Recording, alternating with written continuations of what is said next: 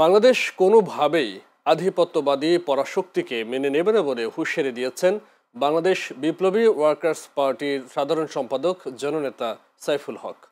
আজ সকালে পুরনো পল্টন মোড়ে বাংলাদেশের বিপ্লবী ওয়ার্কার্স পার্টি ঢাকা মহানগর কমিটি আয়োজিত সমাবেশে তিনি এ হুঁশিয়ারি দেন। এ সময় নির্বাচনে অবৈধ টাকার খেলা বন্ধের আহ্বানও জানান তিনি আরও বলেন, মানুষ 17 বছর ধরে নির্বাচনের জন্য অপেক্ষা করছে। দেশে সুষ্ঠু নির্বাচন আয়োজনে সবার প্রতি আহ্বানও জানান তিনি। বিপ্লবী ওয়ার্কার্স পার্টির অন্যতম নেতা মীর মোফাজ্জল হোসেন মোস্তাকের সভাপতিত্বে সমাবেশে দলের রাজনৈতিক পরিষদের সদস্য আকবর খান ও দলের কেন্দ্রীয় সংগঠক বাবর চৌধুরী সহ অন্যান্য নেতৃবৃন্দ উপস্থিত ছিলেন। বাংলাদেশ কোনোভাবে আধিপত্যবাদী পরাশক্তিদের এখানে চা খুশি করবে। অভ্যুত্থান পরবর্তী বাংলাদেশে এই দেশ বিরোধী তৎপরতা বিপ্লবী ওয়ার্কার্স পার্টি আমার দেশের 18 কোটি মানুষ কোনোভাবে মনের তৎপরতাকে আমরা বরদাস্ত করবো না। মানুষ 17 বছর ধরে নির্বাচনের জন্য অপেক্ষা করছে।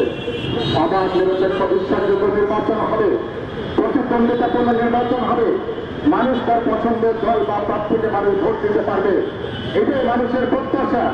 কিন্তু এখনো পর্যন্ত আমরা দেখছি নির্বাচন কমিশন এবং সরকার নির্বাচনে একটা অবাধ গণতান্ত্রিক পরিবেশ এখনো তারা তৈরি করতে পারেন নাই।